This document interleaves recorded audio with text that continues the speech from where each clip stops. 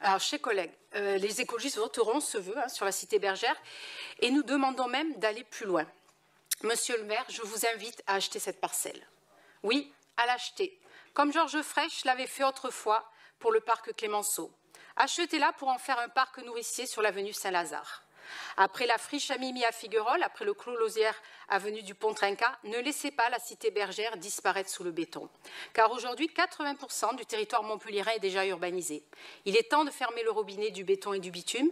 Préserver ces derniers espaces naturels et agricoles, ce n'est plus un luxe. C'est une nécessité vitale pour que Montpellier reste vivable.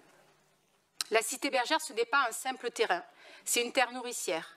Ces terres maraîchères fournissent des produits frais et locaux en vente directe aux habitants du quartier.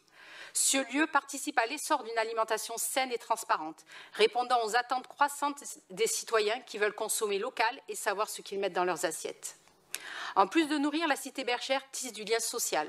Elle contribue à réduire l'empreinte carbone de notre alimentation. Mais sa valeur va bien au-delà de l'assiette.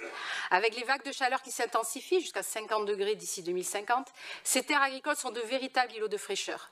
Elles régulent le climat urbain, réduisent la température et offrent un refuge à la biodiversité. Alors que les populations d'oiseaux en milieu urbain ont chuté de 30% en 40 ans, ces espaces deviennent vitaux. Ces espaces ne sont pas des vides à combler, mais des poumons à préserver. Ils apaisent, ils favorisent le bien-être, ils réduisent l'anxiété et participent à la résilience de la ville. Chaque mètre carré de sol vivant est un capital pour l'avenir, parce qu'un sol imperméabilisé, c'est un sol perdu à jamais. Le modèle actuel, basé sur la croissance infinie et la bétanisation à tout prix, est une impasse. Fermer le robinet du béton n'est pas un choix radical, c'est un geste vital. Les habitants, eux, l'ont bien compris. Leur pétition a déjà recueilli plus de 26 000 signatures. Ils se mobilisent, ils défendent ce lieu unique et nous le soutenons pleinement. Préserver la cité bergère, c'est préserver notre capacité à respirer. Permettez-moi, monsieur le maire, un retour dans le passé. Il y a 20 ans, à Clémenceau, après le départ du commissariat, un espace rare, plus de 10 hectares, était menacé par des projets immobiliers.